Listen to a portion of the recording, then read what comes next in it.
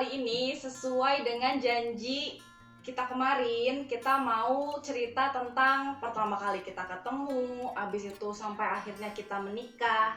Itu gimana sih ceritanya gitu loh. Jadi Papa Safia ini mau cerita duluan. Oke, jadi kita awal bertemu itu pada bulan Juli 2016. Kita awal bertemu itu di media sosial. Iya bener. Malu ya. Awal berkenalan sampai kita memutuskan untuk bertemu untuk pertama kalinya sebulan kemudian. Dan akhirnya di pertemuan tersebut ya kita hanya ngobrol-ngobrol kecil lah ya. Perkenalan. Ya perkenalan dan bahas hal-hal yang bisa mencocokkan kita berdua lah, kurang lebih seperti itu. Ya nggak ada kata-kata pacaran. Oke, sampai akhirnya ya setelah pertemuan tersebut kita menjalani lah hubungan sampai kurang lebih 3 tahun ya. Sampai akhirnya awal 2019, tepatnya bulan Februari, alhamdulillah kami melangsungkan pernikahan. Yang dimana pada saat itu status Undana masih seorang mahasiswa. Yang semester akhir ya? Iya, semester 7 waktu itu. Lagi sibuk-sibuknya ngurus skripsi gitu. Jadi aku sudah menikah di saat studiku belum selesai. Gitu. Kita nikah bulan Februari, terus ternyata alhamdulillahnya dikasih amanah cepet nih dari Allah. Jadi aku hamil. Jadi bulan depannya tuh aku udah nggak menstruasi lagi, alhamdulillah karena udah hamil itu. Jadi aku mengurus skripsi itu sembari aku hamil juga gitu. Spoiler ya. Hamil sembari ngurus skripsi gitu. Jadi iya, ya alhamdulillah ya, Allah kuatkan ya. Jadi aku bimbingan bolak-balik kampus itu masih dalam keadaan hamil muda yang mual-mual, yang ngambil data juga ke sekolah-sekolah itu kondisi perut udah lumayan gede.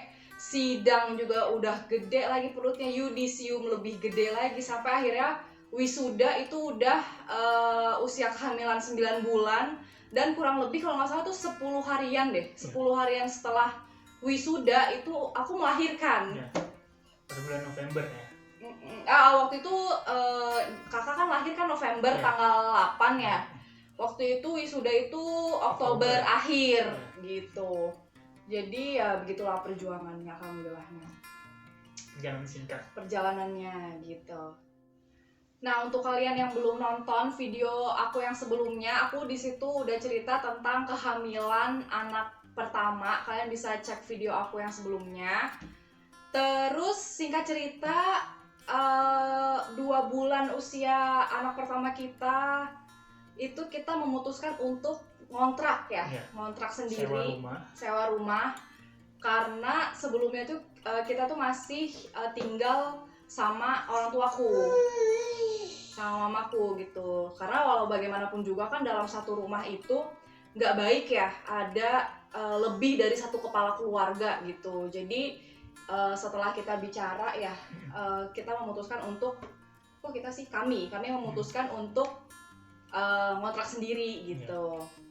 Waktu itu sih kita masih tinggal di Cempaka Putih, Jakarta Pusat. Sampai akhirnya kami memutuskan untuk tinggal di Bekasi ya, sewa rumah di Bekasi. Iya, dengan pertimbangan karena di sana harganya jauh lebih murah dibandingkan di Jakarta gitu.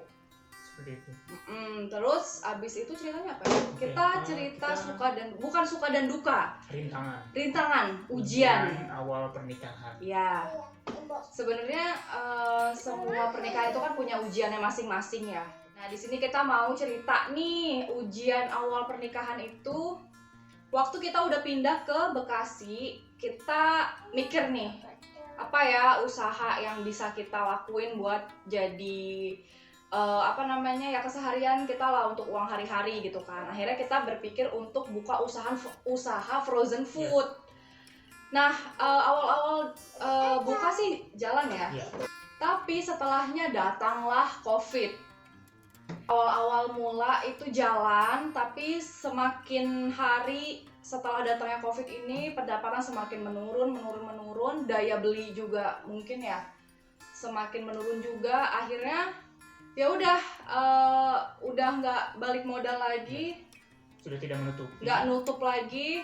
Ya udah, akhirnya kita gulung tikar alias bangkrut. alias bangkrut Ya, gitu. itulah ujian, bisa dibilang ya kesekian kalinya lah ya. Iya. Tapi untuk ujian bisnis setelah menikah itulah awal apa namanya masalah yang datang kepada keluarga kami, seperti itulah. Itu terus abis itu kita tuh pernah, ini kita bahas yang agak sedih-sedih dulu ya. Boleh. Biar teman-teman kita nih, iya teman-teman kita yang belum nikah itu maksudnya bukan buat nakut-nakutin, tapi memang setiap pernikahan tuh pasti ada ujiannya gitu. Dan cara kita ngatasin tuh gimana, mudah-mudahan bisa jadi inspirasi buat teman-teman semua gitu. Kita tuh pernah di masa yang nggak punya duit sama sekali, pernah. Terus juga kita makan cuman pakai mie instan, dan itu pun dibelah dua ya, dibagi dua untuk kita makan berdua. Saat itu kondisi aku juga masih jadi ibu menyusui ya, karena baru-baru lahiran. Terus juga pernah ngerasain kita cuma punya bakso, itu juga bakso dari frozen food yang kita jual, ya nggak? Kita makan sendiri karena nggak ada yang beli. Akhirnya ya supaya berhemat gimana caranya ya, si bakso itu dipotong kecil-kecil supaya irit gitu loh, ya nggak sih? Itu kita pernah mengalami itu. Dan kita juga pernah karena waktu itu rumah sewanya itu pakai token ya listriknya, itu malam-malam tuh bunyi dan tiba-tiba mati, tapi itu udah malam banget, tengah malam, sekitar jam 1 apa jam 2. Iya, sekitar jam segitu. Di kondisi yang waktu itu kami punya bayi gitu loh. Kami udah mengalami itu. Bukannya nggak ada saudara, ada, tapi pasti teman-teman yang udah menikah juga ngerasain lah. Nggak mungkin kan kita dikit-dikit nggak punya duit, pinjem duit dong, kayak kan nggak semudah itu ya. Jadi berusaha untuk ya mengatasi sendiri gitu. Kalau misalnya masih bisa diatasi sendiri ya diatasi sendiri gitu. Maksudnya jangan sampai kayak dikit-dikit itu minta bantuan, dikit-dikit minta bantuan tuh jangan gitu. Gitu sih untuk cerita yang sedih-sedihnya. Ada lagi nggak sih? Ya itu yang teringat ya, yang tidak yang paling apa namanya titik terendah lah. Iya benar. Kalau nikah seperti itu, ya bagaimanapun hal itu ya harus terjadi untuk apa namanya menjadi suatu tantangan buat kami berdua menghadapi challenge-challenge selanjutnya. Iya gitu. Benar. Again itu yang teringat, yang tidak teringat ya udah nggak tahu deh, udah berapa. Itu tadi rintangan-rintangan apa yang kita lalui udah di share semua. Itu ya sebagian kecil lah ya, karena seperti yang kita bilang tadi yang nggak kita ingat tuh yang ya udah nggak tahu lah udah berapa rintangan yang udah kita lewati. Kita ingat yang paling berkesan. Yang paling titik terendah ya. Nah sekarang kita bahas apa yang membuat kita happy ketika kita sudah menikah gitu. Apa sih yang membuat kita happy pas nikah muda ini gitu loh. Kalau Papa gimana? Ya kalau dibandingkan ketika masih berhubungan ya, maksudnya sebelum menikah dan setelah menikah itu kita happy-nya itu dalam soal kangen-kangenan ya. Maksudnya tuh udah nggak galau lagi dan untuk miskomunikasi ataupun berselisih paham ketika sebelum pacaran dan setelah menikah itu ya bisa diperbaiki lah gitu. Dan itu yang membuat kita kesukaan kita lah setelah menikah seperti itu. Iya. Terus yang buat happy-nya juga alhamdulillah karena kita sudah punya anak, menjadi pelengkap kebahagiaan dari keluarga kecil kita, ya kan? Terus yang buat happy lagi apa ya? Kita bisa menjadi semakin dewasa dari yang sebelumnya.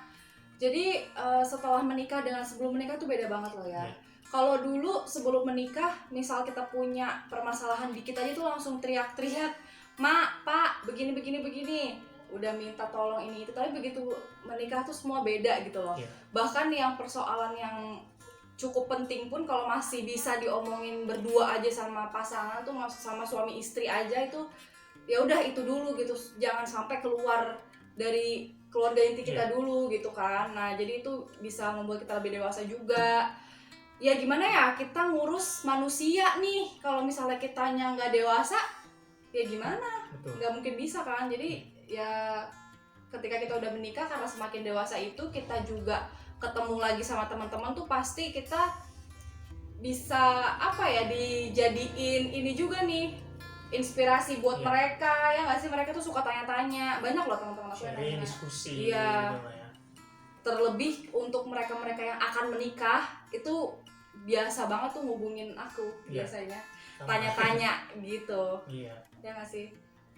Dan banyak juga yang chat aku tiba-tiba. Aku tuh sebenarnya seneng banget. Jadi setelah menikah ini kan pasti kontak kita dengan teman itu kan berkurang jauh ya.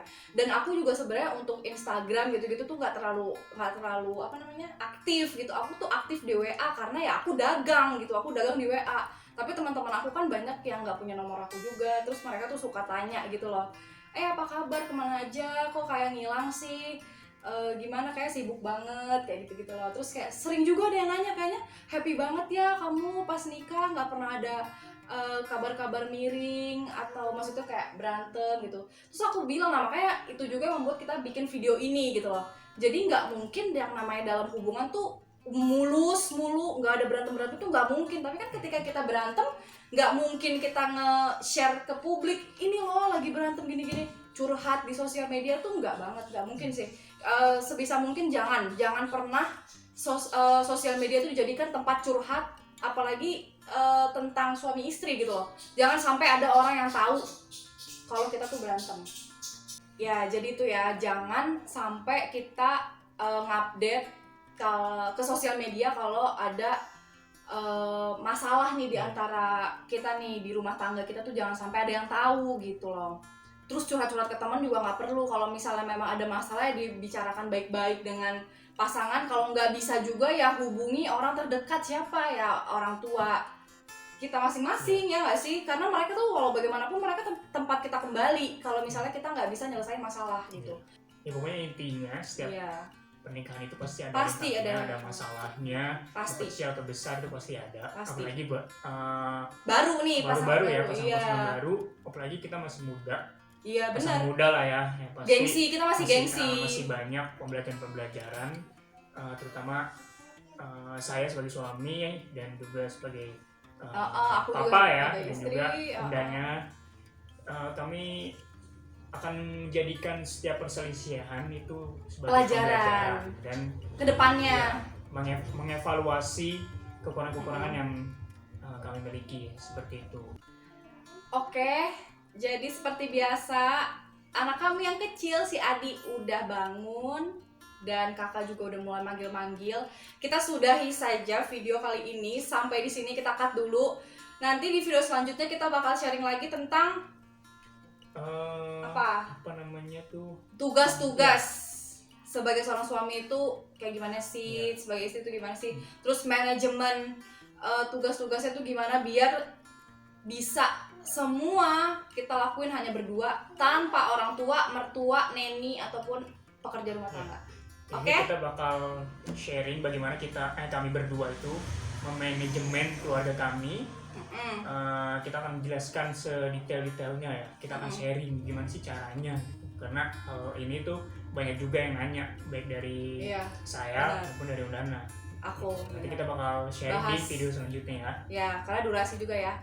Terima kasih banyak untuk kalian yang sudah menonton. Jangan lupa like, comment, share, and subscribe. Jangan lupa nyalain juga lonceng notifikasinya, supaya kalau kami atau aku upload video selanjutnya kalian bisa cepet-cepet nonton. Terima kasih banyak. Wassalamualaikum warahmatullahi wabarakatuh.